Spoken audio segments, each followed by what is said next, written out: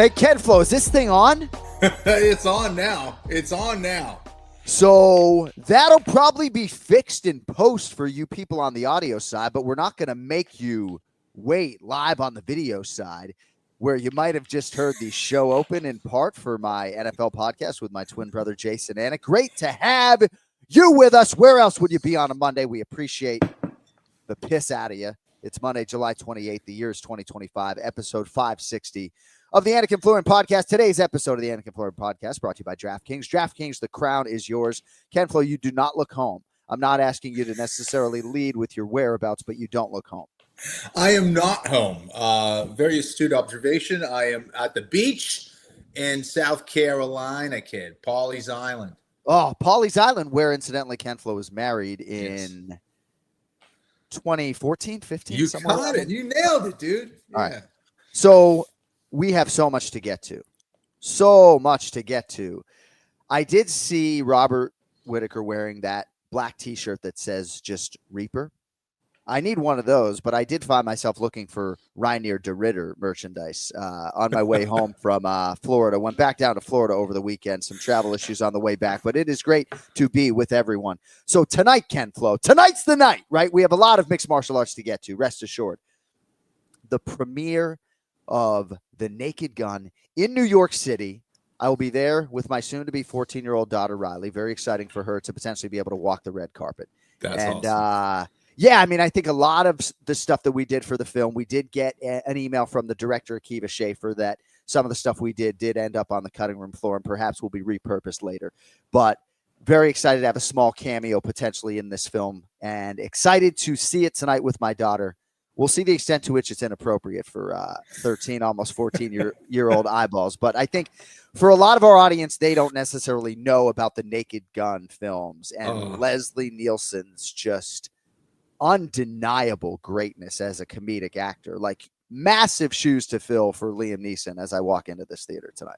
He had a small role in the film Airplane, and I just loved everything, every single thing he said. And then they brought him back, obviously, for the Naked Guns, all the Zucker movies. And a big fan of Naked Gun, man. So I'm excited to see the reboot. So I don't know how old a lot of our audience is, but I would suggest if you haven't seen the original Naked Gun movies, you really should go back and just watch an actor in just prime form. And we'll see how it goes tonight with Pamela Anderson and Liam Neeson. And Michael Bisping is my broadcast partner in the movie. Also, Wilbur Fitzgerald, who had a scene with Will Ferrell in Anchorman 2 and did a lot of good things across his career and still continues to do so. But, yeah, we'll see what we're walking into here tonight. We'll see the extent to which the carpet is red, but we're excited to see this film. And I don't want to reveal too many spoilers in terms of the mixed martial arts fight in the movie, but it's really nice that in 2025, when there's a Naked Gun reboot, they're not at a Major League Baseball game. And potentially, if I'm involved, maybe they are at a UFC fight, right? And I guess if anyone saw the teaser, you saw Bruce Buffer. So very excited for that. And very excited for everything going on in the world of mixed martial arts. So to that end, Headlines is brought to you by Cuervo. Now's a good time to enjoy the tequila that invented tequila. So, Kenny, I don't know where to lead exactly. There are a lot of big fight announcements, but I am going to lead with UFC Fight Night, Whittaker versus DeRitter. Did you see the featherweight prelim offering between Stephen Nguyen and Muhammad Yahya? And even if you did not, I know you have seen Yahya's face. Yes, I did see his face. I missed the fight. I guess there was a controversial stoppage, right? Or maybe a late stoppage. Is that what's going on, John? Yeah, so I don't know as a broadcast journalist if this should be the lead story, if Robert Whittaker and RDR should be the lead story, right? But what are we doing in the form of fighter safety, right? Like, maybe I should call my friend Jason Herzog, whom I really do love, right? And be like, hey, Jason, it's John, you do me a favor and just like stop the fight, So there's a lot to unpack here. So Tapology ranks the Daniel Zellhuber Esteban Ribovics fight from 2024 as the 34th greatest lightweight fight of all time in MMA. And the number one fight of the year in 2024. And Jason Herzog was the referee for Zellhuber and Ribovics. And if you hear nothing else I say today, right, I don't know if I was suggestive on the broadcast that fight should have been stopped at one point in time, but I thought Zellhuber should have sort of been saved to maybe live to fight another day. And the result was that Herzog rather masterfully let the fight play out, and the result was the fight of the year. But my thesis statement always is, what are we doing in the form of fighter safety? The ends don't justify the means. If there's a rally and a fight of the year ensues, just because Muhammad Yahya doesn't have an orbital fracture doesn't mean that heretofore he's not going to pay dearly for this. And I know you didn't necessarily see it, so I don't know how many thoughts you have, but I felt like the fight should have been stopped. Paul Felder said towards the end of round 2, this fight's not going to continue, right? Because eventually a physician's going to get involved here. Bisping first called for a potential stoppage because of all the knockdowns at the 2.5-minute mark exactly of round number 1. And I do believe, we're not assessing concussive damage live in the moment, but after myriad knockdowns, I'm not saying there should be a knockdown rule in mixed martial arts, right? But it does exist for a reason. And after 6 or 7 of these fucking things, we can stop the fight. John, I guess I'll say something, then tee you up for a question, because I did not see the fight, of course. I don't want to speculate too much, but the eye certainly was gnarly. One of the worst hematomas or broken orbitals I've seen in a long time. How much do you think the early stoppage of the Derek Lewis, Taliesin Teixeira played into that? Herzog was the referee for that, right? And I don't even know. It's all, you're damned if you do, you're damned if you don't, right? Yeah. They all connect together, right? I mean, we could think back to Czech Congo and Pat Barry, right? I just think, Kevin McDonald, Massachusetts accent, right? A lot of early stoppages in career as a referee. And I've said repeatedly that as a ref, right, you are going to be universally praised if you, and I guess not universally, but the consensus is going to praise you if you let a fight go long and chaos fight of the year type shit ensues, right? You are going to be roundly criticized if you stop a fight too early, right? Especially in a big setting like a main event or a title fight. Right. And that's what I wonder. It's like we'd love to think that, after I do a fight, that is an isolated incident. I do another fight, I have a fresh mind, fresh perspective, I'm going to address it accordingly. But I wonder how much that played into it, where Herzog's getting criticized for maybe stopping the fight too early. And now to kind of make up for it, he lets another fight go longer than it should. I don't know. But it's an interesting thing and not necessarily something that's easy to deal with. But gosh, I wish I went, I'm going to go back and watch that fight. I wish I watched it. But yeah, I do not like fights going longer than they should. I think a lot of fighters' careers would be extended as a result. And without naming names, we're seeing prominent UFC fighters now in 2025 suffer the effects of, having fights go too long or having their career go too long. The effects are real. It's sad to see, and it's hard for the fighters themselves to see to the moment, which is why we need referees to come in there and stop the fights, or corners or whatever to stop the fights in between fights as well. Yeah. I apologize for sidestepping your point. I was sort of emotional there for a second and not realizing the recency in what you were saying, that Jason Herzog was the referee for that super recently. I guess for a veteran referee like that, I sort of feel like with so much experience that maybe you wouldn't feel like he would fall victim to that. And again, right, like I'm sure Jason has some sort of defense. I just don't want it to be rooted in the fact that Yahya then had like a knockdown early round 2. And I did notice on the film that, and Herzog is as dutiful as it gets, right? Like I led with his masterfulness in that fight last year for a reason, but there was a moment in the corner after round 1, just a really bad visual, and Jason had just looked away. And I'm not suggesting Yahya was looking for a way out. The guy's tough as nails, but there were a couple of like walk off, lead horse Mark Hunt type walk off moments that Stephen Wynn put his hands up in the air. I mean, we have to lead with fighter safety. We have to, right? And then, someone will say to me, yeah, we do. And then they'll say power slap, and, I'll throw my hands up again. Right. How much blame do you think is levied at the corner for maybe not stopping the fight or letting their fighters continue, John? Plenty. And it's probably shame on me, right, for not sort of acknowledging their culpability in all of this. Right. But, Yeah, I don't know. I mean, I guess just for the sake of the show, I watched it, and I don't know if I'm being particularly reactionary right now, but it was not good, Ken Flo. Not Oh good. man. Like how many knockdowns, right? I don't think we need a 3 knockdown rule in MMA, but how about this, folks? At Anik Florian Pod. If you get knocked down 5 times in an MMA round, Kenny, do you think it's fair that they stop the fight, right? I mean, what would Dr. Florian say about maybe what the brain is doing to lose balance and get knocked down 5 times in a round? That's a lot of trauma. That's a lot of trauma. And again, a lot of times you take a shot and you stumble, and that's a lot of trauma. You take a shot and you don't stumble, that's still a lot of trauma. Every brain is different, and the effects of that and what it ends up doing is different. And getting knocked down, obviously the brain, the body is overwhelmed, it's short-circuited, and seeing that happen again and again and again is not a great way to live a healthy life long term. That's for sure. Yeah. All right. Well, we wish Muhammad Yahya all the best in recovery. Jason Herzog, we love you. And congratulations to Stephen Wynn, just looking sharp, and a lot of sort of sophisticated stuff with his kickboxing. By the way, I don't want to go skins for the rest of the show, but I am noticing UFC Fans sent me this palpable t-shirt, right? And I am now noticing live that the phonetics are wrong.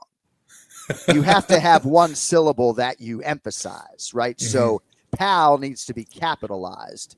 So it says palpable, adjective, readily or plainly seen, heard, perceived, etc., obvious, evident, capable of being touched or felt, tangible.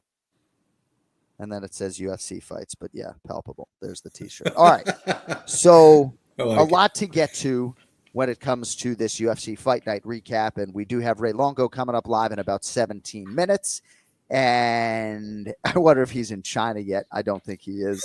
A lot of big fight announcements as well. But Reinier de Ridder, Ken Flo, over Robert Whittaker in the main event, a split decision, 48-47 times 2. Dissenting judge had it that way, the other way. What did you make of a really interesting main event and what I thought was a difficult fight to score?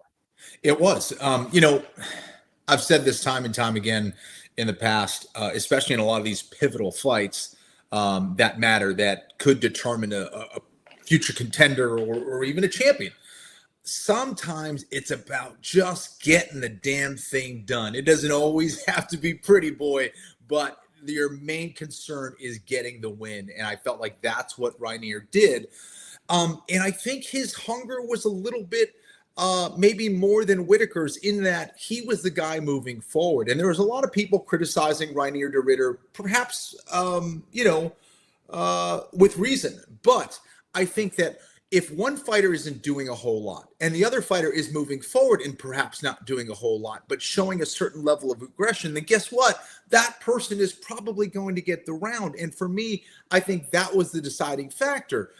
Even in the round where Reinier was hurt, he came back to hurt Robert Whittaker. Now, I ultimately gave that round to Whittaker, so it was definitely a close fight. The way I scored it, John, and I'll let you get in here, rounds 1 and 3 to Whittaker, rounds 2, 4, and 5 for Reinier de Ridder. I had it the same way. There's certainly a case for Whittaker. It's just a fascinating fight at the highest level, and I think I was most fascinated amongst everything by de Ridder in the post-fight interview when he's like, who do you want next? And he's like, not that fucking guy. Anybody but Robert Whittaker, right? And, I guess I would push back a little bit in terms of the hunger thing, right? Okay. So I agree with you. Like, Reinier de Ridder had as much confidence as Robert Whittaker, if not more, right? There's an undeniable championship hunger, and there's a medal to this guy, and I think he's going to get a lot of people out of there. I mean, would you agree? RDR is going to get a lot of people out of there, Kenny. Yeah, man, he's tough. He's very unorthodox, similar to the current champ, Dricus du Plessis. And I think that's fair. Perhaps I didn't use the right word. I think that the aggression was there. Maybe it's not fair to say that Whittaker came in there with less hunger. He looked phenomenal. Like, that jab was sharp. He was looking for his shots. He had his opportunities. I think he just kind of got tired again. Yes. No, fatigue was a huge part of it. And then I do believe just de Ridder's willingness to push through that wall, right? Yeah. The wall of exhaustion, right? And I think anybody who exercises regularly, right? I mean, it happens to me, and I fucking quit a lot, A lot. There were some fast-paced moments of that fight too, John. Like those blitzes and flurries when Whittaker was trying to finish him. I think he blew his load there in round was it round 3 when he was trying to get that finish, and I'm not sure he ever recovered since then. Really. And a lot of good body language from DeRitter. To your point, just aggression and just constantly trying to pursue the path of least resistance for him in the fight and take advantage of his physical traits and his skills. And I'm really, really impressed with DeRitter. I do believe Robert Whittaker is still a championship level athlete. He's trying to set all sorts of procreation records like Phillip Rivers from the San Diego Chargers, right? But I really like Whittaker, as the fan base does. I really believe that he's still problematic for so many of the even elite 185ers. But as we spin it forward for Reinier DeRitter, and you and I agree that the rightful guy won. I mean, look at this guy, coming to the UFC as a former 2-division major promotional champion, right? 4-0 in the UFC, stacking wins over Bo Nickel, takes Bo Nickel's beats Robert Whittaker, right? Outlasts Robert Whittaker, which is a very hard thing to do. Yeah, I mean, when people say title shot next, Kenny, I'm really not sure there's much else for DeRitter to do. I mean, I am not even needing to pull up the rankings. Like, what would you do if you were the matchmaker? I think he's certainly in the mix. That 185 division is so stacked right now. Of course, you have Imavov. You have Paulo Costa, who now injected himself into the conversation as well. There's a lot of high-level guys at 185 pounds. And I guess the other thing I wanted to say was RDR's knees to the body. I think that took a lot out of Whittaker as well. And I also think to levy some criticism maybe towards RDR.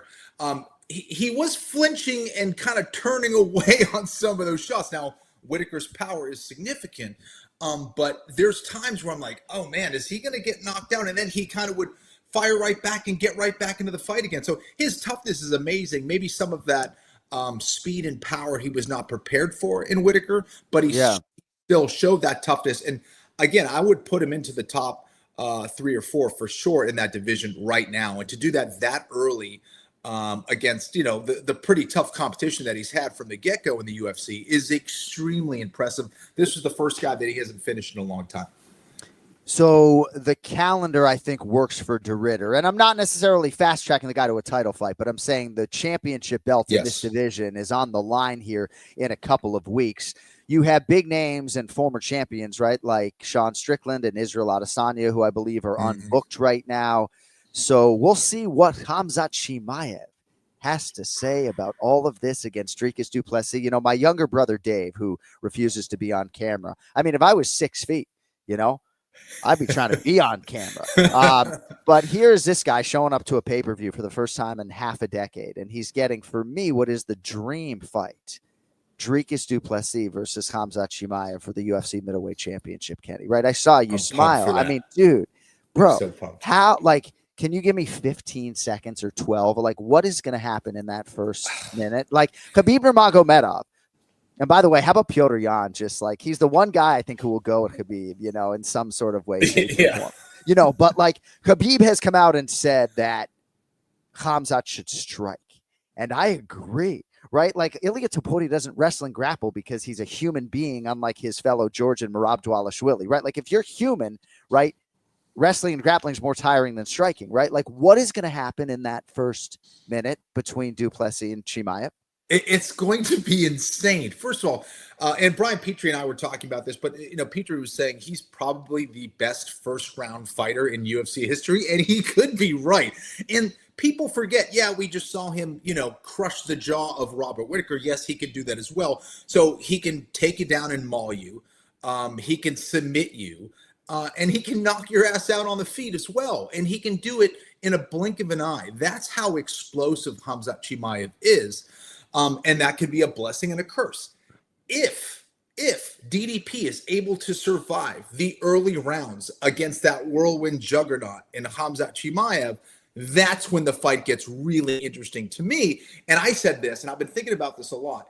If Khamzat is able to win the fight by decision, that would be more impressive to me Than than in an early finish against DJ. But dude, that fight can go so many different ways. That's what makes this sport and the UFC so intriguing. I can't wait for that damn fight. I know we got to move on. Cody just wrote in the chat, I think Khamzat is John's favorite fighter. Dricus du Plessis told me that I was his favorite commentator. And after he beat Sean Strickland, Dominic Cruz took a picture with him, and I think he maybe took a photo with DC. I'm not sure. But then I walked away, and he was like, what? My favorite commentator doesn't want a picture after I win the belt? And I'm like, try to be respectful, right? I'm not trying to take, I'd love a picture with you, but I'm not trying to be in that moment. But yes, Cody, Khamzat very well might be my favorite fighter. I don't know that it had anything to do with being sort of so impressionable in terms of what he was doing during the global pandemic. But I think if you were to ask Dana White in terms of an electric force of nature, unlike anything he's ever seen in the fight game before, I think he would probably say Khamzat Chimaev, right? Or maybe like Ronda Rousey, you know what I mean? There's no one like Khamzat. Yeah. There's not another guy that's really like Khamzat as far as the personality and the skills and everything he does in the octagon. Who the hell sits on the octagon cage with his arms crossed, just kind of waiting for his opponent? It's just, it's wild, man. Well, and like in our first fighter meeting with the guy, he was talking about, he's like, I want my war, right? And then he ended up getting his war with Gilbert Burns, a fight that could very well go into the Hall of Fame one day. Just incredible. All right, so a lot of different directions in which we can go. Petrie remains elite, right? Just an experienced, multifaceted, skilled guy in all phases, and just love the acceptance of this fight. McGee obviously acknowledged the opportunity right after they sort of engaged after the fight. 29-28 across the board for the still super wicked, fucking relevant Petrie Yan.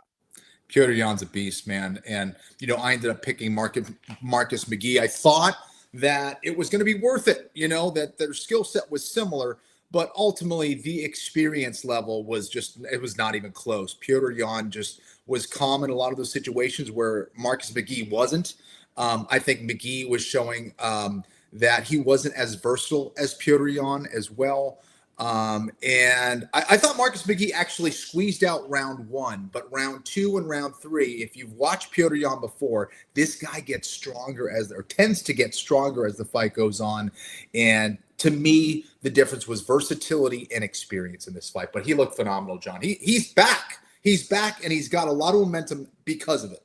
My favorite moment of the night is just watching the way he embraces his two sons when they come into the octagon with him. It's just so cool. And as far as spinning it forward for Petrie Yan, Umar Nurmagomedov, right, is the fight, right? It's the fight that the UFC has, I think, twice tried to make, and Petrie Yan has said that he accepted it in Azerbaijan, and I think he accepted it somewhere else, and now he's ready to move on. And that's the thing, right, is that he just went out and put his ranking on the line and his status on the line against a guy who has a 2-digit ranking, who was undefeated in the UFC. And Marcus McGee's super tough, right? Yeah. I think he's a guy who's going to, get some more green stripes here.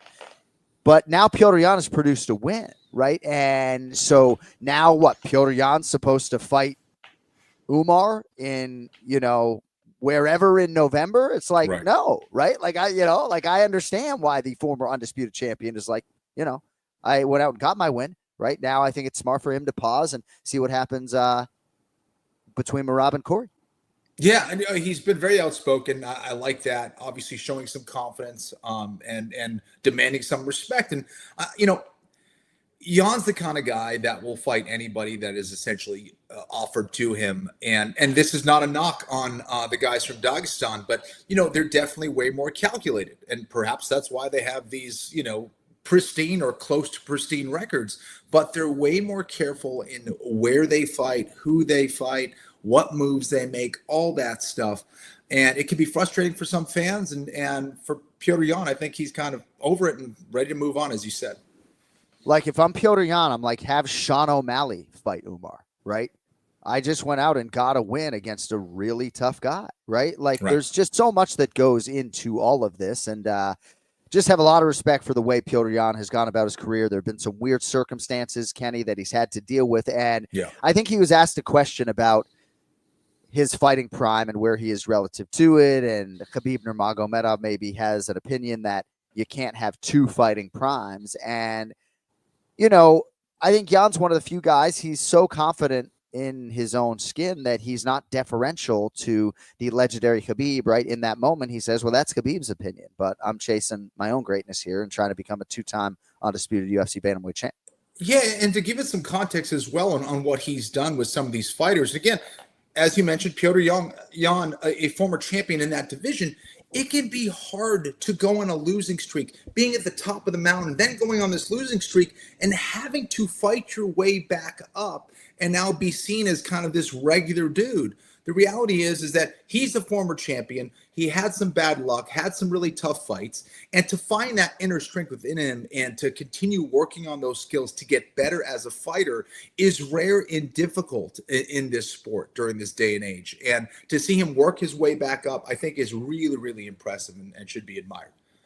So Cody, I asked him to chase the numbers for Merab takedowns against Petrie in their 5-round main event, Kenny, right? Mm-hmm. Merab attempted 49 takedowns in that fight. I actually thought it was 61, right? I thought it was 61. Now, Petrie has acknowledged that he wasn't healthy in that fight. And again, you know, they allow Merab, who I don't know if he's a human being, right? But they allow him to compete with all these people, you know, no. But I don't know what would be different if Merab were to get through Corey, right? So we don't want to get ahead of ourselves, sure, right? But it's just crazy to think back to that first meeting between Petrie and Merab Dvalishvili and what the Russian boxer might need to do to try to sort of close that gap. But we need to move on. Congratulations to Petrie. Ray Longo coming up here in about 2 minutes. I have a bunch of would you rathers for him today, and I don't know. I'm not going to necessarily lead with that. You know, I want to get some thoughts from you on some of these fight announcements, if I could, because I think it's a decent segue. We'll talk about Sharabul and some of these other things. How about Bogdan Guskov? I mean, God, exactly what that guy fucking needed. But Corey Sandhagen has got this fight, and the one thing that he knew, and he's fighting Merab Dvalishvili, and it is going down at UFC 320, October 4th. Dateline Las Vegas. And the one thing Corey Sandhagen knew, Kenny, was right, like this this all essentially, like Corey was going on a vacation, right? And you know, with Merab, you're not getting 6 months, you're not getting 5 months, you're not getting 4 months, right? And he knew he was getting this fight quickly, and here we are, July 28th, and less than 3 months from now it shall be done. I love this fight. I think Corey Sandhagen poses some very interesting problems for Merab Dvalishvili, but obviously Merab is going to be the favorite heading into this just based on the variety of opponents that he has faced. He's accrued so much experience and has only gotten better and more confident. So not the best time to be fighting Merab, but at the very least, I think if you're Corey Sandhagen, you're saying, well, I know they call him the machine, but he is human, I hope. But he's staying quite active. This is a quick turnaround for Merab Dvalishvili. So the hope is that, you know, maybe he's not at 100%, but that's hard to count on when you're talking about someone like Merab, who really does train and fight like a machine. And yeah, it's a tough time to fight someone like Merab. Corey's going to have to do everything perfectly. But I do like the fact that he faced someone like Umar Nurmagomedov in his last fight. He's experienced high-level wrestling, knows how to scramble out of a lot of those positions. He's just going to have to be pretty damn perfect against Merab. It's all so fascinating, right? I mean, you talk about Dvalishvili fighting Umar Nurmagomedov in January, not against his will, but on the challenger's timeline, right? And again, it sort of dovetails back to Petrie, right? It seemed like that January fight happened on Umar's timeline, right? So is the Jan fight going to happen on that timeline as well? I'm not so sure. But Sandhagen knew that this fight was going to be put together pretty quickly. So certainly he's been in training camp, right? But Kenny, that fight week is 9 weeks away. And I mean, Merab is just putting the UFC on his back, right? He could wrap up the Fighter of the Year on October 4th. The headlining act that night, Kenny, unless I'm mistaken, is going to be Ankalaev versus Pereira Act 2, as Magomed Ankalaev makes the first defense of his UFC light heavyweight championship against the former champ Alex Poatan Pereira. To what extent do you expect a different fight? What are your early thoughts on that? Well, this was the fight to make. Of course, we know about maybe Alex Pereira not being at 100% in that fight against Ankalaev. So I think he needs to learn from that fight. That's what it comes down to. I also think that, and I've talked about this a lot, that Pereira, I think, is, really highly regarded for his power and for his accuracy, but maybe not as respected for his intelligence. I think this is a really smart fighter that I think will come back better in this one here against Ankalaev. What does he need to do? He needs to establish that jab. He got that jab going way too late. He needs to be more aggressive. He needs to throw more volume and have more confidence in his takedown defense. So if he's able to do that, I think he'll let those hands go a lot more and put Ankalaev on his back foot, which will really give him an advantage in the rematch. Fascinating stuff. We also have news on the Tom Aspinall front, and we'll go 3 wide to get into all of that. Let's welcome in the star of the program. It's time for the Ray Longo Minute. It's now time for the Ray Longo Minute. I want you to punch a hole in this fucking chest. That's what I want. The Ray Longo Minute. Starring Ray Longo. The Jon Anik and Kenny Florian podcast. Look at him. Look at the motherfucker. That's what I'm talking. I mean, Ray's so good. He's the star of the show. We put him in the center of the screen. You do your own show, Ray, but we appreciate you showing up for us 10 years strong. Good morning. Wow. Good morning, guys. How we doing? I'm doing okay. I mean, if I could fight JetBlue as an airline at an octagon, I would. I got home at 3:15 a.m. My goodness. Wow. They got to get their act together, brother. It's getting worse, man. I'm hearing this from everybody. I mean, in terms of personnel and issues, got an issue. Here's a fucking tissue, but I'm telling you, man, aren't that many options. Aren't that many options delays when it comes to, but it's more like the 11 notifications across the 8 hours, right? And then a lot of issues beyond that, but people don't want to hear about my problems, right? Very grateful on a Monday, Ray. You're looking pretty good. I mean, we know you're aging in reverse, but it's always nice to see you. How was your weekend, kid? How was your weekend, kid? Weekend was good. Weekend was pretty good. So, go ahead. Go ahead. No, please. No, you go. No, you had what? You had what? No, you had a rash, but you got some cream and you're good now. Right? Oh, right? my. I tell you what, this is why he's the best, man. Don't piss me off earlier today, though, Ray. What happened? Yeah, I'm a little underslept. It can go, right. Underslept can go one of two ways. It can help you or it can hurt you, But sometimes people mistake my energy for performance-enhancing drugs like Adderall, which is basically cocaine in pill form. I'm just excited. It's coffee is what it is. So there is no Adderall, you say? No, I mean, you can send me some. I think it would be a performance enhancer, but no, I don't have any right now. Anyway, lot to get into. So what do we got today? We have so much today. So you got to get out of here in 26 minutes from right now. Is that accurate?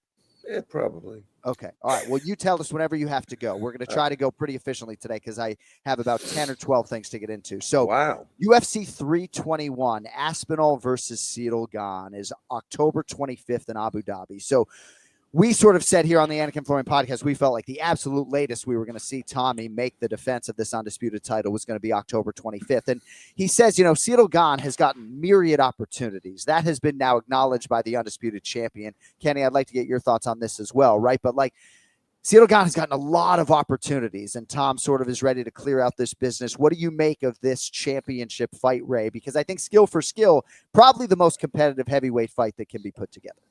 I mean, listen, skill for skill, I think standing up, obviously, I think that'd be a really, really good fight. I think, and they're two, kind of opposite. One's more of a power player, one's a finesse player for a big guy. But what Jones did to him on the floor, I think the problem is he hasn't corrected that gap in the wrestling and the jiu-jitsu. The same thing's going to happen. I think Aspinall will just take him down and probably maul him. It'd probably be even worse. Yeah, John, I'm curious about Aspinall's patience in a fight against someone like Ciryl Gane, because he has a tendency and a knack, and this is a positive thing, for slowing down the fight sometimes because he has such good footwork and he understands range really well. he knows how to kind of diffuse pressure pretty well and kind of disengage when he needs to. Tom is used to going out there and starching guys early on. And I'm curious to see what happens to Tom Aspinall when he gets into rounds 3, 4, and 5. When you get a guy that big, that explosive, who doesn't have that late round experience, I'm curious to see how he responds in that environment, should it go that route. But I agree with Ray. I think he's spot on. It's like, even if you know you have a little bit of an advantage on the feet, but if you know you have a huge advantage on the ground, you take that damn fight to the ground. Yeah. Especially when we've seen Cyril Gane exposed in the past on the ground. So, yeah, I'm curious to see the approach that Aspinall has. It is fascinating, right, when you have that combination of speed and power as Tommy does on the feet. But there is so clearly a path of least resistance. And I'm not even saying Tom Aspinall is like Frank Mir on the ground, but I don't know how far off he is in terms of chasing necks and limbs, right, Kenny? Like, I just feel like there's so clearly a path here. Yet Cyril Gane, Ray, in theory, I know he's been shooting movies as well, but has he not been doing, like, in theory, he would be doing wrestling and grappling like all the time since 2023 March, right? Should be. Right. But John, I can tell you from being around, it doesn't always work like that. Yeah, I tell you, guys want to do what they want to do, and they want to do what they like to do. Sometimes more than they have to do what they have to like to do. What they have to do. Yeah, he has to. If he didn't put the time in, then he's going to be in trouble. But I'll tell you, he is a guy that navigated, Ngannou pretty good. I think standing up wise, as powerful as Aspinall is, I think, like what Kenny said, this guy's going to move. He's going to offset you a little bit to where I think Aspinall, I just think it's a no-brainer. He's just going to blast his way in and go for the takedown. Yeah. So we spent a lot of time talking about Merab Dvalishvili as he ties into this Petr Yan stuff and his win over the weekend. I do want to get your thoughts, Ray, on Reinier de Ridder and all of that, but Merab, man, right? Fight week is 9 weeks away. Forget China. You're not in China yet, are you, Ray? No.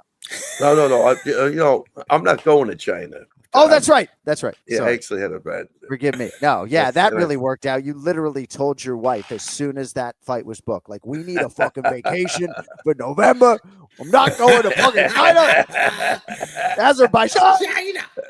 So, Ray, like, Merab can wrap up the Fighter of the Year on October 4th. He is competing again. He has put the UFC on his back, and his next title defense is 9 weeks away.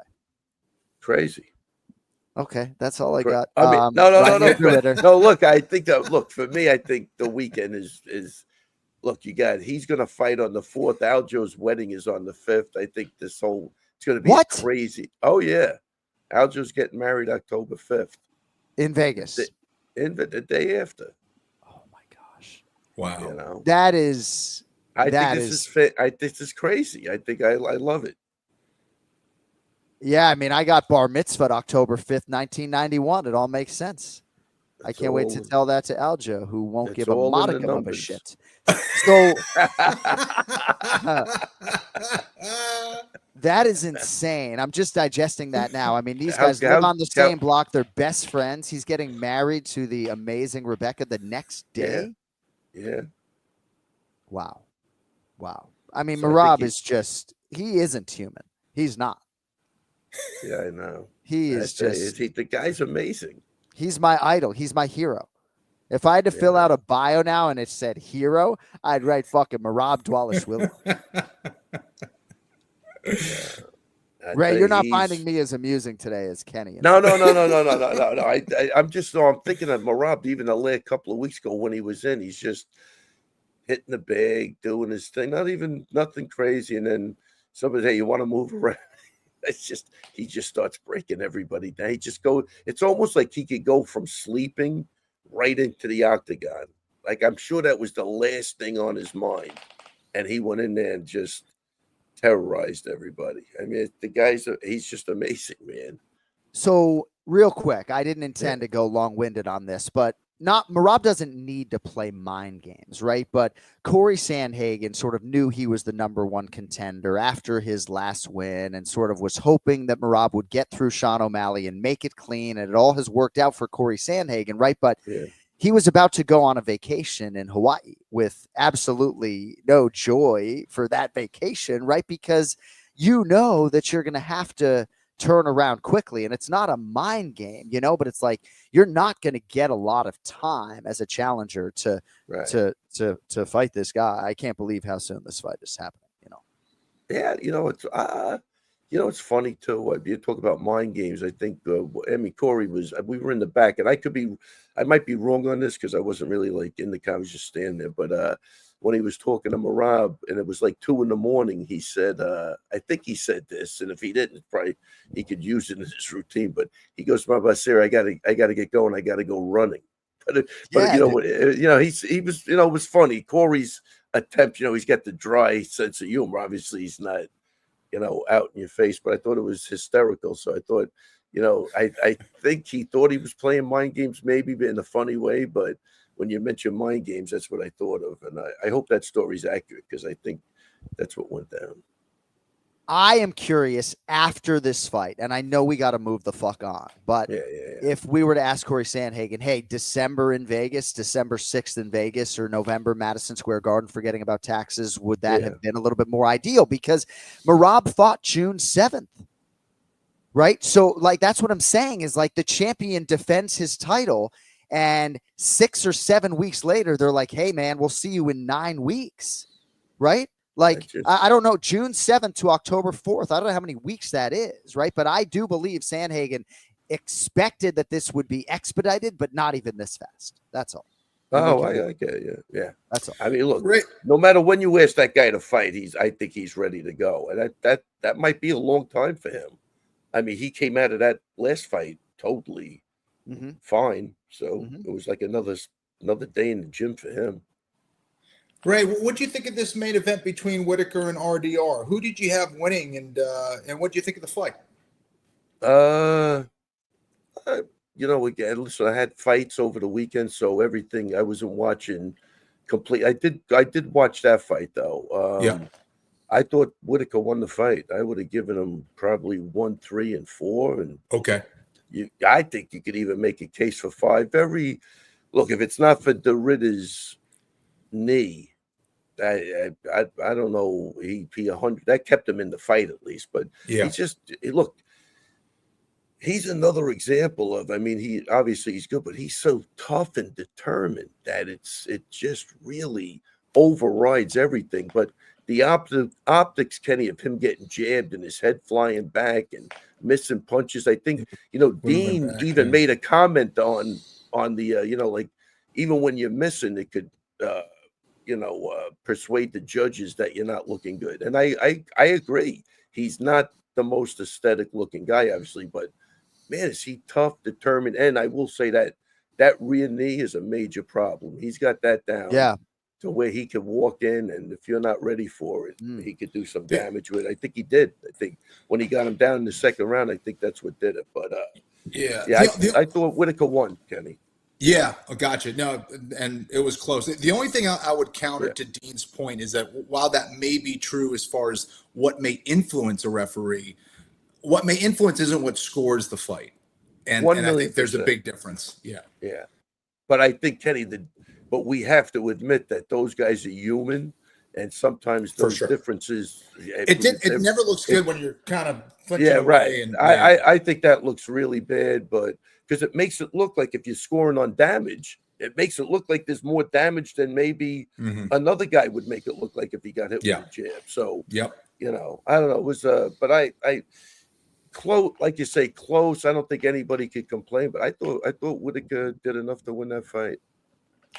Gotta love that Raymond goes from banging on the word optics to just adopting it into his vernacular because you're a 1,000,000% right. That's a word I never use, but I love it. I love the word. My least favorite word is impactful. Something either has an impact or it doesn't, right? I mean, the overusage of the word impactful in sports. Every time I see it in anything that is written for me, I just delete the fuck out of it. So there were so many things that happened on this UFC fight night, right? Now, one question I did have in my notes, remember a couple weeks ago, Stephen Wonderboy Thompson, Gabrielle Bonfim, and you were sort of saying in some part, it's just uncanny how these splits go to the younger guy, right? And not that there's some major age gap between Robert Whittaker and Reinier de Ridder, right? But in terms of one guy who's maybe coming into a UFC title shot versus a guy who's been there, were you thinking there's any parallel to be drawn there or not at all? First off, I'm always unfortunately, unfortunately for me, John, I'm always thinking like that. But I mean, the Ridder's the guy that looks like he's got more momentum. Whittaker's been there, done that 100 times. I don't know, man. I just threw it out there, and I think if you look for the majority of the times, it's going to be a correct observation. But so I would imagine that this Stephen Wynn, Muhammad Yahya prelim fight that resulted in a lot of facial damage perhaps has crossed your wake on social media. Wait, what? Yeah, that fight I saw. That was I didn't see any of the social media pictures. Okay, please tell me what the heck you thought. I mean, the guy that got knocked down like 6 times each round. What did I think? I thought he was, too tough for his own good. He should have stayed down after the 15th time, But the problem was the guy was still throwing like haymaker. He could have gotten lucky, I think. If he was fighting back, is what you're saying. He was fighting back. So some guy, I don't know. That was weird. He was just like he was. I don't know. So do you? I guess I got 2 questions. Yeah. So I assume you felt that it should have been stopped, and if you were in his corner, would you have stopped the fight, Ray? I mean, I'd have. I feel like it definitely should have been stopped because it was, and he wasn't doing himself any favors. He might not have been hurt. Maybe a couple of those were flash knockdowns, but a couple of them looked like he was getting punched off his feet. Jeez. So man, you'd have to know your fighter, but I would want to say I'd have to issue the guy like, listen, one more, I can't watch it no more. One more knockdown, I'm throwing the towel in, something like that. You give him an opportunity to do something, but he was doing that's where it gets tricky. Was because didn't he throw some crazy spin back fist or spin elbows and almost. I mean, he might have connected. It's just the other guy was so determined and he knew he was on route to winning that wasn't bothering him. But what do you do with that? That every so often it's almost like Mutino against O'Malley. Like he could take that beating. You know what I mean? Like, and then you see what that got him. He can't take as much of a beating anymore. You see where that got him. Exactly. Yeah, that's the problem. So, and he didn't get knocked down 37 times. Yeah, right. No, seriously. Like we don't need a 5 knockdown rule. We just need sort of an inner monologue that's like, all right, if this guy gets knocked down, if in a 5-minute round you get knocked down 5 times, So, well, I'm glad to have your perspective on that. See, it's weeks like this where I wish that Ray's alarm clock went off a little bit earlier because we would love to have you as part of that conversation off the top of the show. But I know 11 a.m. Eastern, a little bit of an early call time. Well, listen, if I have to do it, I'm a team player. What are you kidding me? Yeah. I'm in. Yeah. But those are, I tell you, John, that 5 knockdown rule might not be a bad thing. You got to protect guys against themselves. It would be a little weird, but that would have helped in that fight. Take it out of everybody's hands.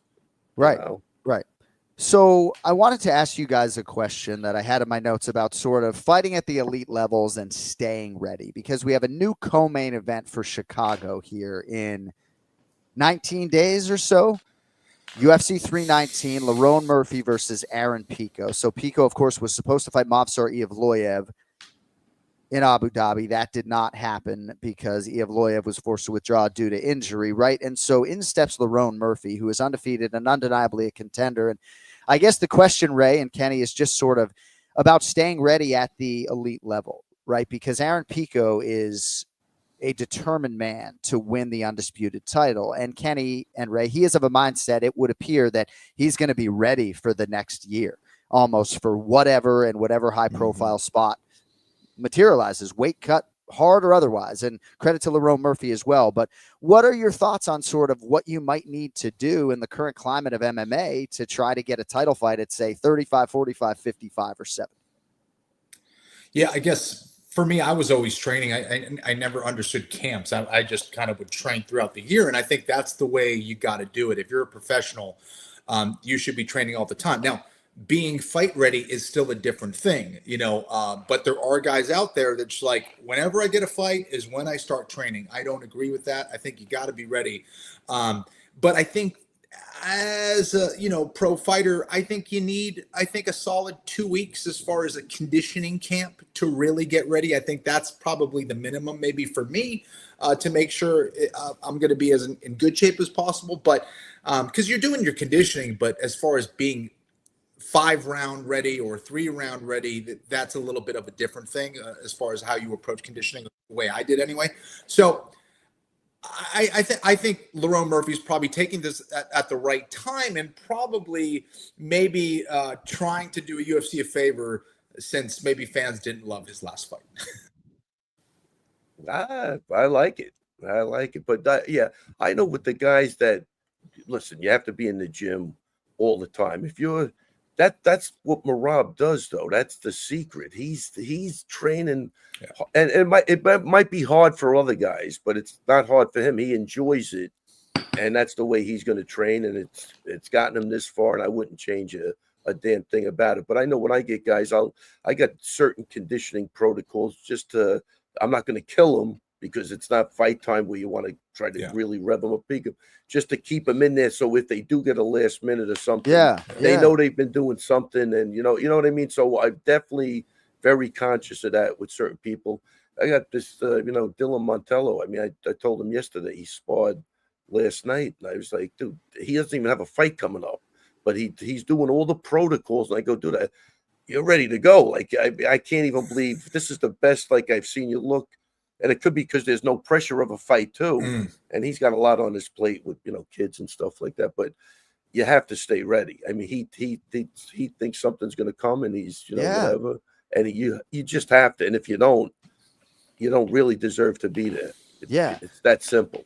Certainly, I love hearing that, right? And certainly where Dylan is at in his career, it's great to hear that. I just think that it's very challenging to be a modern day top 10 UFC fighter. But I do believe that you almost have to try, unless the weight cut is just too tough, like an Aljo at 35, but to be ready, because the potential for Lerone Murphy now to spin this whole thing forward by doing something special against Aaron Pico, whom is going to be given a lot of opportunities because he deserves them. I mean, it's fascinating, but you really have to be ready. And I think Corey Sandhagen is going to be ready come October 4th, And that's a 3-round co-main, John, is that right? I believe it is, Kenny. Okay. I believe the short notice nature of it is going to make that a 3-round affair.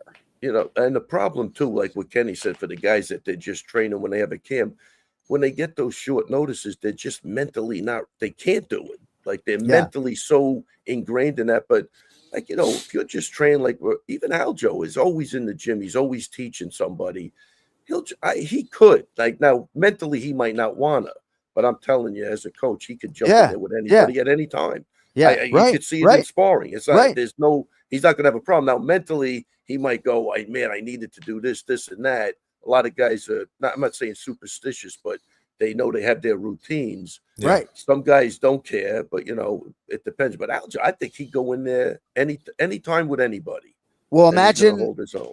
I know he holds Volk in great regard, but you're right. Aljo could actually take a title fight against Volk on 17 days notice at 45. You know what I mean? It's not, he's been around so long, and he's so seasoned, and he's so intelligent. Better weight class for him, so that the weight cut isn't as extreme. 1,000,000%. Yeah. So it's different. But if in this climate, the way the UFC is going, if you're not staying ready every time, because a lot of times the only way you could get to where you want to go is by doing what Murphy's doing, stepping in and saving something. And maybe you get a couple of favors, and if you could materialize those favors into what you want, bingo, you're home free.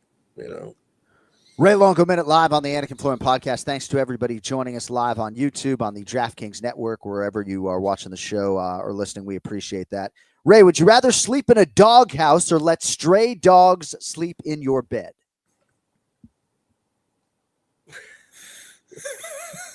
I love dogs. I'll take the doghouse though on that one.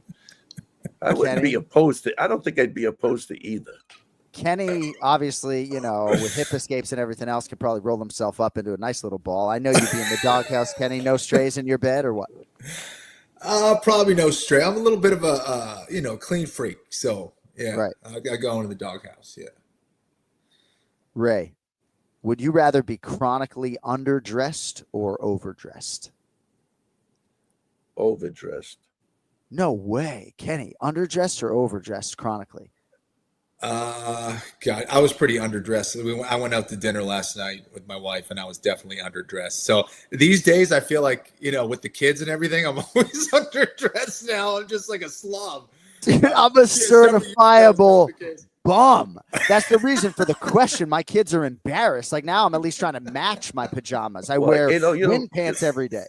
You know what it is today? I do love underdressing, but back in the day when we went out, I was in a suit and tie every Friday and Saturday night. So it was kind of that's my work uniform. So that's like a complete nightmare for me. It was my work uniform too, and it was. If you considered going out on the weekends in Long Island work, then I was working pretty damn hard in my suit. Ray, would you rather labor under a hot sun or extreme cold? I would rather labor under a hot sun. Me too. Ken Flo? Yeah, hot sun. Kenny, would you rather spend a year at war or a year in prison? Oh, war for Me sure. Too. Yeah. Yeah. Ray? Yeah. I'll go with war. Yeah. The camaraderie and everything, and just being able to fight for your country as opposed to be in prison. I would hope most people would fall on that side of it, right? Ray, would you rather be invisible or be able to fly? Oh, man. So thoughtful. Meantime, Cody's talking about prison camaraderie being underrated. That's true. Is that what we're calling that, Cody? Camaraderie? Yeah. Okay. I'll take being able to fly. Kenny, would you rather be able to fly or be invisible? Oof. Always wanted to fly, John.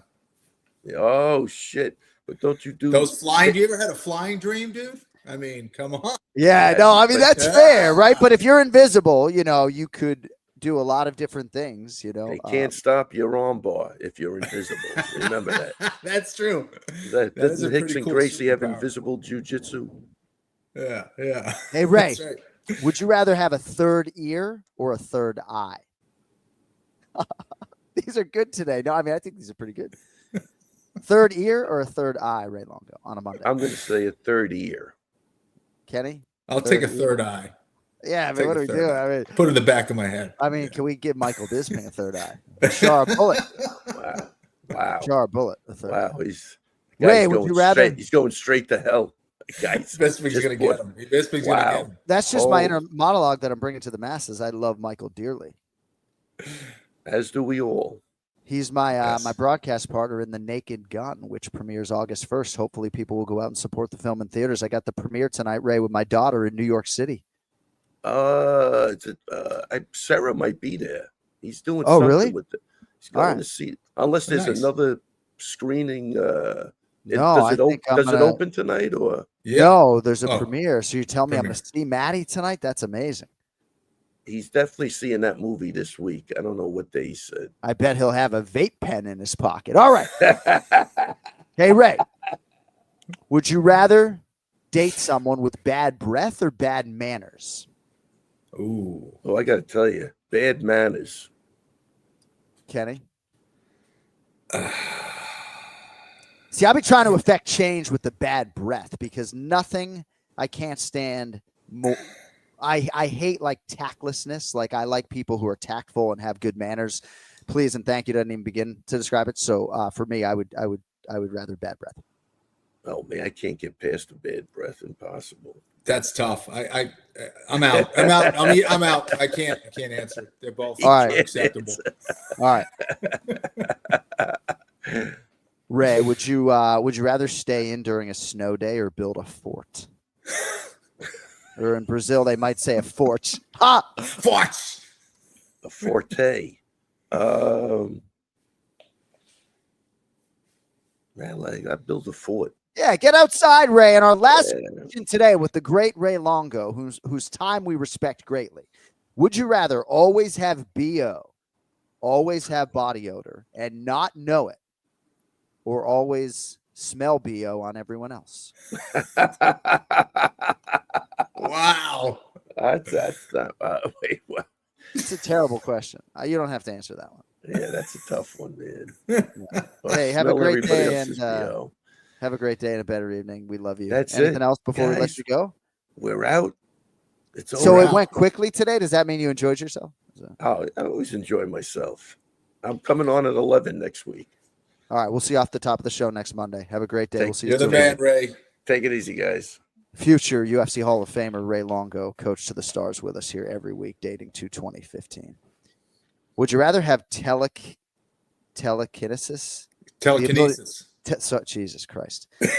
Would you rather have telekinesis, the ability to move things with your mind, or telepathy, the ability to read minds? Ooh, telepathy.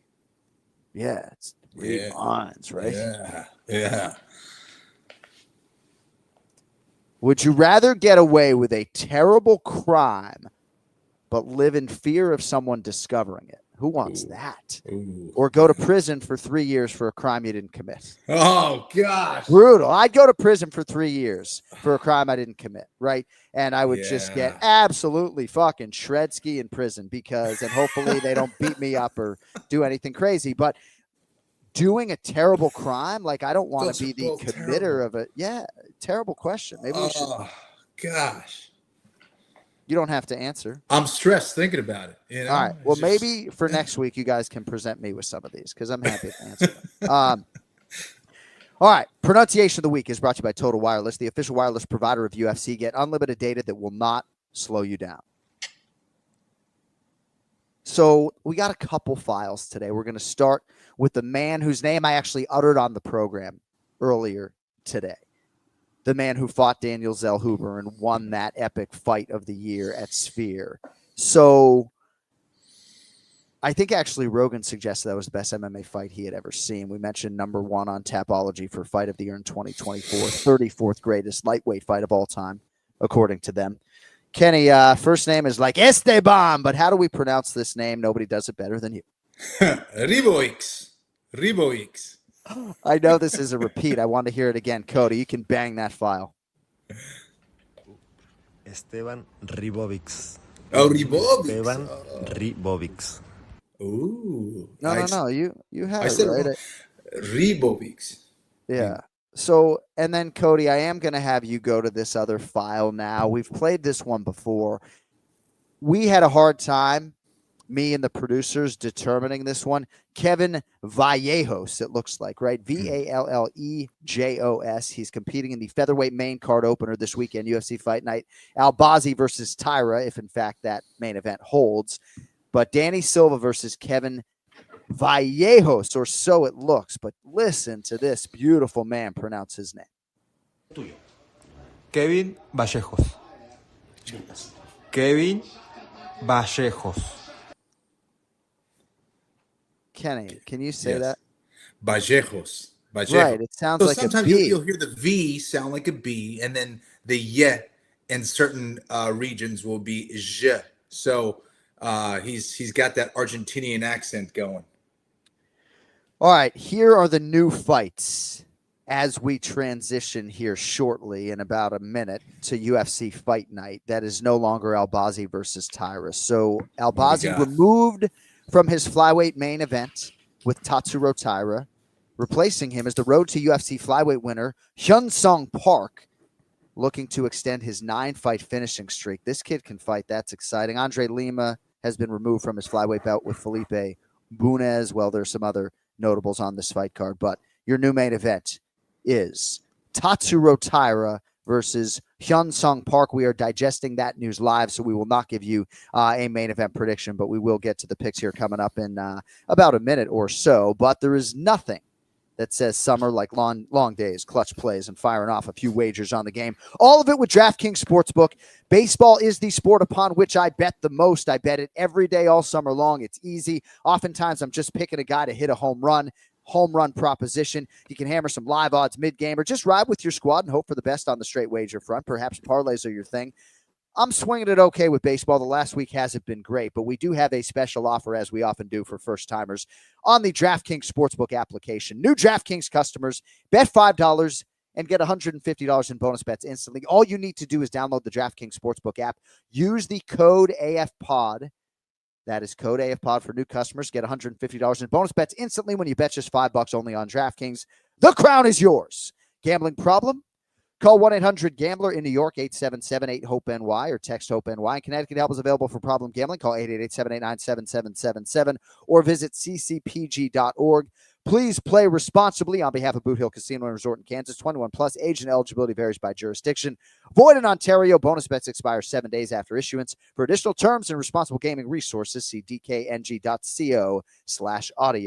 All right. We are going to make some predictions here on whatever this UFC Fight Night is going to be at that little Apex in Vegas this weekend. Let us get to the main event challenge. It's the main event challenge. Anik. The time is most definitely now. Florian. I finish fights. I'm going to do everything possible to win. The main event challenge. The Jon Anik and Kenny Florian podcast. Chief handicapper for the Anik and Florian podcast, Big Gun Brian Petrie. Give him the big screen, Cody. He's wearing his UPS uniform. That's what's up. As promised, you're the man. What's you're up, just boys? the man. What's you're up, just boys? the man. I mean, you're trying to get a contract extension. So, Brock. Yeah, I am. So, I always want to pick your brain on an MMA topic before we dive right in. And as much as we all in this room love Reinier de Ridder because of your long-standing status as an MMA fan, I feel like I would want to ask you about this Stephen Wynn Muhammad Yahya situation and what you think about all those knockdowns and maybe the lack of an earlier stoppage there. Yeah, I mean, listen, this goes with me saying I love Jason Herzog. He's one of my favorite referees. I think he's one of the best. Not sure what was going on through his mind in that point. I mean, after the fourth one, I would have stopped it. After the round one ended where he fell backwards on his arm, that's when you got to call it. There's a lot of times to call it. I get it. Yaya's tough. He doesn't want to go out in front of his home country. Cool. But the ref's there not to care about that. The ref's there to protect this guy. And then his eye swelled up. That could be surgery for what? For a fight that, yeah, he rallied and he looked good. He had that one moment. But is that one moment worth what's going to happen to you in down your career and possibly how many months you're out for surgery? I mean, this guy's third fight in UFC. He's not making main event money. So, I mean, he's going to be out for a while with that eye. Yeah, listen, again, this goes with saying I love Herzog. I tweeted about it. Not sure what was going on, but you got to stop that fight. I mean, I would have pulled the trigger after the fourth one. And then especially after round one, I would be like, we're done. Because the way he fell after that knockdown, yeah, that's it for me. Yeah, I mean, you got to pretend that Stephen Wynn's the one repping the United Arab Emirates or something, you know, my goodness. So we got a pretty lean fight card here at the UFC Apex that has just lost its main event. So we have 4 selections for you today. We'll start in the featherweight division. And, Bri, if you do have any thoughts on that new look main event, maybe we take it on the backside. But, Kevin, how are we pronouncing this last name, Kevin? Ken Flo, Kevin? Bajejos? Jeez, man. All right, well, the K-Dog. Oh, man. Is a minus 455 betting favorite against Danny Silva. Does anybody want to bet on Danny Silva, the 28-year-old out of Santa Ana, California, trains under Cub Swanson, 2-0 in the UFC, had a split decision win over Lucas Almeida earlier this year, but huge underdog this weekend, Bri, plus 350, taking on the Argentinian Bajejos. BP, who do you love? Yeah, I like this fight. I think this is a good fight. Both guys like to stand up a little bit. Silva has been wrestling a little bit. He's landed a takedown in every single of his fights, going back to the Contender Series as well.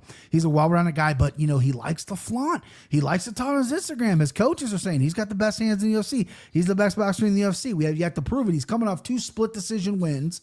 Where the Almeida fight, I thought he won cleanly. The Coolbaugh fight, I thought maybe he dropped a little bit, right? Coolbaugh's a tough guy, but you're going to do it. But we need more volume from this guy. There's not a lot of power. He fought Angel Pacheco on the Contender Series. 207 strikes landed. Dropped him once, hurt him numerous times, but he also got hit 197 times. Bajejos, if I'm saying that right there, Ken Flo, this dude, 23, 24 years old, stud. He lost to Jon Silva. You ever heard of him? Jon Silva. And he lost by decision. He get put out, right? And he's out there wrecking dudes. My concern is he ready for the takedowns? Is he ready for a 3-round war? Because he usually gets guys out of there. Is he going to slow down? You know, I don't know. With that young age, with knocking people out recently, where's the confidence at? I'm going to kind of be a sucker here. I'm going to pick for the picks by Jehos. But for my people out there that like to gamble a little bit, right? Plus 350, Danny Silva staring at me. That's a dog that I'm going to be looking at come Saturday for sure. El Chino Bajejos, or whatever we are saying, is only 23 years of age, 15-1, Kenny, as a pro. And yeah, as BP mentioned, only pro loss on the scorecards. Season 7 of Dana White's Contender Series against Jean Lord Silva. Who do you have in this featherweight opener on the main card, Ken Flo? I think if this fight stays on the feet, this could be a classic. I think it will be very, very entertaining for the fans. Danny Silva's tough, man. He's got a good chin. He likes to strike as well. Does he have the speed, the power, the slickness of someone like Bajejos? I don't think so. I think Kevin's going to be a little slicker there. But Brian's spot on. I think Danny Silva wins this fight by utilizing his wrestling game, trying to put Bajejos on his back. I think he's just a blue belt in Brazilian Jiu-Jitsu, so not as experienced on the ground. That's something I think a wrestler can really expose, I believe. And we haven't seen too much of it from Bajejos. He's pretty good at getting back to his feet, but again, actually grappling on the ground, that's where he's vulnerable. But while I see some value on Danny Silva for sure, I think Bajejos is going to lure Danny Silva into a stand-up fight. All right, nicely done, fellas. Next matchup pits welterweight veterans against one another. Eliseo Zaleski dos Santos, minus 205. Neil Magny, plus 170. By the way, credit where credit's due. When I mentioned that D-Rod got Magnied several fights ago on the air, that's from BP. Big Gun, always looking out. So, Taira dos Santos, 11-5-1 in the UFC. He's been ranked before, but just one win over his last 4 fights. A lot of sort of weird circumstances in his UFC career at times. He'll be 39 in November. And now, of course, Bry drawn a guy with more welterweight wins in the UFC than one George St. Pierre, than Kamaru Usman and everybody else. Out Neil Magny. What do you make of the 170ers? Bry, go ahead. Yeah, I mean, sometimes when I see lines early, one jumps out at me. Last week is Tabitha Ricci at plus 140. I thought that was crazy. Nabbed her up. This Neil Magny line is jumping out at me. Yeah, he's lost his last 2 by knockout, but look who he's fighting. He's lost 3 of his last 4, but Ian Gary, Carlos Prates, Michael Morales, all those guys are going to fight for a title one day. Like, right? Those are okay. But he has a win in there against Mike Malott. Like, that's a solid win. I think Neil Magny, when he's performing, he can do well. Dos Santos coming off a loss as well against Bang Bang Chitty and Jaquani, which he got knocked out. But, I think Dos Santos really has one path to victory here, and that's to land something crazy to hurt Neil. He's got some good hands, but his kicks are obviously dynamite. His spinning stuff's great. He comes in good shape. He's pretty thick for 170. But Neil knows how to just really kind of slow the pace and let you fight the way he wants to fight, especially if he's on. Hopefully his confidence is back. I think somebody's getting Neil Magny this week, and that's Dos Santos here. I like Neil Magny at plus 170. I like the dog money here. I'm feeling it. I liked it early. I'm going to ride with it. You don't want to get Neil Magny out there. 22 people in the UFC Ken Flo have got fucking Neil Magny across his 34 UFC appearances. He has just 1 win spanning his last 4. Was knocked out by Carlos Prates, of course, round 1. That was his last UFC appearance. It was actually a main event last November. And happy early birthday. Neil Magny turns 38 the day after the fight. Ken Flo, who we back in here? Yeah, this is a very interesting fight. I think that what Brian said is extremely valid. Neil Magny, if he's on his game, can give anybody trouble, especially if he gets that jab going. I think that's kind of the big indicator for me. If he has that thing going early, I'm going to get nervous. Why? Because I like Eliseo Zaleski dos Santos here. I think his speed, his leg kicking game, that's got to be on point. He's got to destroy that lead leg of Magny. That's where Magny is also vulnerable, because he does put some weight on that lead leg and likes to jab. I think that's where the Brazilian can take advantage and slow Magny down. And I think that, because Dos Santos is a little bit lower to the ground, some of the takedowns that Magny goes for, it might be difficult for him to employ that. That's where I think Magny could have the advantage of also putting the Brazilian on his back. But I like Eliseo Zaleski dos Santos. I think his athleticism is going to come into play here, and I think he'll win a decision. But I'll be nervous if that jab starts to land early in that fight for Magny. So I'm just a little bit underslept, and so popping into my head is this fighter Steven Kozlo, who I think maybe has the worst nickname in UFC history, like Obi-Wan Kenobi the Pillow or something. It was like the stupidest thing I had ever heard, right? Look it up, right? So Eliseo Zaleski dos Santos' nickname is Capoeira, right? And we all have respect for that great art, but that's sort of a weird nickname, right? Like imagine if it was like Kenny Boxing Florian, or like, you know, like Jiu-Jitsu Jon Anik or something. Like, what are we doing? Like, Jiu-Jitsu John? I mean, that certainly would not be my nickname. That's a terrible, terrible martial art for me, you know. But like, it is interesting. Like Eliseo Capoeira, Zaleski dos Santos, sort of interesting, you know. Like, Eliseo, Brazilian Jiu-Jitsu. Brian Soccer Petrie. Right. Like, what's going on? What is this? What's That's So, you know, like I'm very tired, but like Valentina Muay Thai Shevchenko. In capoeira, I mean, I'm not going to disrespect it, but it's dance fighting is what it is. Right. It's dance fighting. It's not even like high level stuff. Right. It's Stephen Obi-Wan Shinobi the Pillow Kozlo. Like, what the Wow. fuck are we doing? We're trying to get cut by the UFC, like right when we get inside. All right. It's three nicknames. Obi-Wan That's too much. from Star Wars. Do you guys Shinobi from the game the Pillow? Three nicknames. Do you remember Corey Anderson's first nickname? Wasn't it like 525 overtime? It was amazing. No, it was Beastin 25-8. There it is. And it's much better than overtime. 100%. Yeah, Beastin 25-8. 25-8 is in my kids' vernacular because I love it. Corey.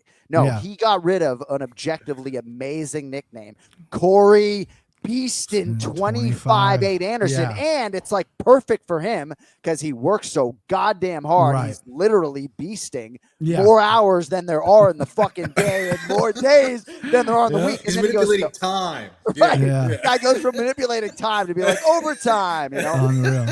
Congrats though to Corey on a big win recently. Reports already made $800,000 to show. All right. Esteban Ribovics -278. Another Argentine here. Esteban Ribovics -278, taking on the Brazilian Elvis Brener, who comes back +225. Dude, Ribovics, Bry, is a monster, man. Like, best of luck at 155 pounds for all these guys in the top 30. Durable, hard hitter. Split decision loss to Nasrat Hakparas. Very exciting fight at the Apex. That was March 1st. Many people, including myself, thought Ribovics won that fight. Now he takes on Shootbox Academy's Elvis Brener. BP, go ahead. Yeah, Ribovics, I think, if he just really cleans up that takedown defense, he is going to be a motherfucker. Because Hakparas landed a few takedowns. They were kind of worthless, but I think the judges leaned on that a little bit in the scorecards. I thought he won that fight as well. But, you know, his debut in the UFC, he got taken out 11 times. This needs to be improved. But my goodness, this dude can take a shot. He can give a shot. He can get up from the canvas. He doesn't get tired. He doesn't get discouraged. And I slept on him a little bit. I'm not going to lie. I slept on him a little bit. I loaded up on Zellhuber. I bet him against him numerous times in fights. But this guy's the real deal. This is what you have in MMA is when his skills, because he's working, when these skills start catching up with his toughness, with his heart, with his cardio, he's going to be a problem. And that's right around the corner. He's getting a guy in Brener who I think is coming off a pretty ugly loss, even though it was a high-level loss. Pretty ugly loss. He looked listless in that fight. He looked like he didn't know really exactly what his game plan was. He's an aggressive fighter, but I think he's going to run into something to Ribovics here. I like Ribovics a lot. I wish it was a little bit of a lower number, but I get it. Vegas is smart pricing this. He might even go up to -300 come fight night, but I like Ribovics here big. Ken, for the underdog is Elvis Brener +225. He ends a 364-day layoff here at the Apex. Withdrew from a scheduled matchup with Daniel Zellhuber back in March. Pretty strong strength of schedule. A lot of tough stylistic matchups. He has lost 2 in a row to Muktabek Orolbai and Joel Alvarez. What do you make of this one here? Brener and Ribovics at 155. Yeah, Brenner's had a long layoff. A lot can change in a year. Who knows? But at the core, the fighter that you are is the fighter that you are. And I think that Brian is pretty spot on. I think that he's going to kind of go back to kind of brawling a little bit and being a little bit chaotic. And that only lends itself to be a great fight, but more importantly, a good fight for the Argentinian Ribovics. I think that Esteban is just a whirlwind, man. His chin is legendary, I think, at this point. And I think he's going to be in a fight where it just favors him. I think he hits harder. I think he's stronger. I think his conditioning is tremendous. So give me Ribovics. All right, let's get to the co-main event, and it's also at lightweight. And I do wonder if promotionally they considered making this the main event, right? And I'm a broken record when it comes to the underserved lightweight division, right? We should be doing 155-pound main events all the time.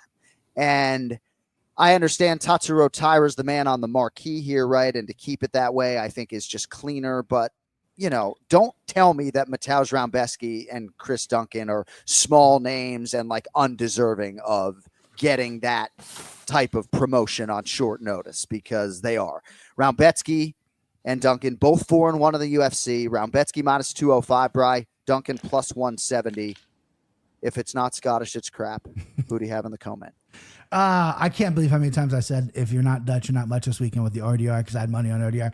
I love this fight. I agree. I thought they were going to bump this main event. I think both guys are underappreciated. I think Chris Duncan has really came into his own, man. Like 2 guillotine wins. This is a guy who was just a brawler, right? Who went out there and scrapped, get clipped. Who cares? I'm going to clip you back, yada, yada, yada.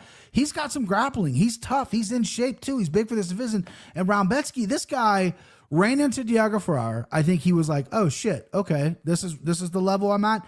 And then comes back and puts on a performance against Mukhtar Orabai, who is a stud. I mean, that guy's really good. We just saw what he did. So I think Rebecki's a real deal. I do. Yeah. I love his grappling. I mean, I wish his arms were a little longer. It would help his striking out because he's powerful. But there's nothing he can do about that, right? He just has to learn how to close the distance better. Duncan, his first instinct is to strike, but then he's learning to grapple himself. But I'm wondering how good his defensive grappling is. He did just get submitted 3 fights ago. He's obviously still a work in progress. He's got a nice record. I believe he's in Florida training. I'm not sure if he's with Killcliff or American Top Team. Either way, he's with a really good camp. And I can see value on Duncan at plus 170. I'm not walking away from that, but I am a believer in Rebecki. I do like him a lot. I've bet him in his entire UFC career. He's done me well so far, and I just think when he gets on top, which he will, he's going to be a problem with the ground and pound, and that's going to open up a neck. And I see Rebecki winning by submission. Ken Flo, it is American Top Team for Chris Duncan. He's got all the best resources down there in terms of training partners and coaches. Another guy, as I mentioned, 4-1 of the UFC, striker by trade, BJJ purple belt, back-to-back wins by guillotine, and it's plus 170 next to the name Duncan, minus 205 for Rebecki. Ken Flo, who do you love? Yeah, and Chris has been grinding over there at ATT for a long time now, and that was a factor that I considered. But when I look at where they're at or what I've seen so far, guys, I just think that Rebecki is better everywhere.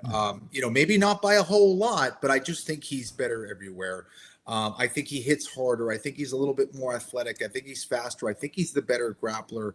And I do think he throws kind of better strikes overall. So, and he's got more experience. So, I mean, how do I go against that? I do think that Duncan can win this fight. Yeah. But I'm with, is it Mateusz Rebecki? Yes. Yeah. So, in 1999, I'm doing this Washington journalism semester at American University, and there's a Dutch man in my class who became one of my best friends in that particular time in my life. His name was Stefan Simons, and first day I met him, he's like, if you ain't Dutch, you ain't much. I'm from Holland. If you ain't Dutch, you ain't much. And I sort of adopted that into my vernacular. And then, of course, you heard me say, if it's not Scottish, it's crap, which is an acknowledgement for any Scottish fighter from Mike Myers' Saturday Night Live. But this Dutch man, Stefan Simons, it was fun. He was like mean to the German guy in the class, because he was German. It's like, oh man, I'm pretty ignorant here, 21-year-old. I'm just trying to find a bag of weed, man. Be nicer to the German guy. The German guy seems pretty tame, but anyway, all right. Place your bets, brought to you by JonAnik.com and KennyFlorian.com, where you can enjoy 15% off your merchandise order with promo code OneMoreSleep. We'll update the standings next week. For now, we just need $1,000 on this fight card, and very curious the direction in which you'll go. Brian Petrie, $1,000 to spend. The floor is yours. So I was close last week. I hit my parlay. Shar almost ended the second round, ran out of time in the third round. I hit the other 2 legs. That's what a parlay is, right? I'm on a parlay. I'm going to go back to my roots. I'm going to go back to just something that I felt And again, someone's getting Neil Magny this weekend. I believe it. I'm going Neil Magny, $1,000. Let's go. Fuck it. Try to double that up. I need it. I need plus money. It was either that or Rebecki by submission, and I'm afraid that's not going to be it won't be as good as Neil Magny at plus 170. So give me a Neil Magny. Nicely done, Bri. Ken Flo, $1,000 UFC fight night. Looks like it's going to be Taira versus Park. How you spending your money? Yeah, I'm keeping it simple as well. I'm going $1,000 on Rebecki. Woo, nice. Very interesting. Yeah. Very interesting. Nice and clean. All right, well, if you want to tail these guys, DraftKings Sportsbook, potentially a place to do that. Big Gun, anything else before we let you fly into the rest of your week? Absolutely, Johnny. The fighter that I sponsor, Hunter Fraser, is going pro. He's making his pro debut this Saturday at Megacorp Pavilion out of Newport by Ohio Combat League. The best. I mean, I'm talking the best promotion in Ohio running these guys right now, and they're fantastic, and I'm super excited for Hunter. I met up with him a few weeks ago. I had some old gloves I gave him. Well, not old gloves that were new that I gave him to help him with his journey. He's ready, man. He's locked in. He's fucking jacked. And yeah, I can't wait, man. So go down to Newport Pavilion. I will be there. Megacorp Pavilion. Doors open at 6, fights at 7. Let's go. Nice. Go take some pictures with Brian Petrie. Yeah, hugs and high fives. And right. Let's go, Hunter Fraser. Get it done. Great job by your parents picking your first name, Hunter. Go first name. Brian, have a great day and a better evening. Thanks for showing up. What can Brown do for you? You look great. Right. Hopefully I delivered today, John. Hey, I'm out hey. There he is, Brian Petrie, with us for the main event challenge and place your bets. All right, we got to get on out of here. Thanks to everybody for indulging us live. Right back at it next week, and we'll sort of assess this UFC chaos at the Apex, see how it goes down in the main event. Certainly, I think with those two athletes, there's the potential for a finish. But even over 3 rounds, I just would have liked to have seen Rebecki and Duncan get the showcase. Thank you to Ray Longo, to Brian Petrie. Thank you to our executive producer, Cody Merrow, Jason Anik, putting it all together behind the scenes. For Ken Flo, I'm Jon Anik. We will talk to you next Monday. Until then, have a great week. Yo, later. I love this shit.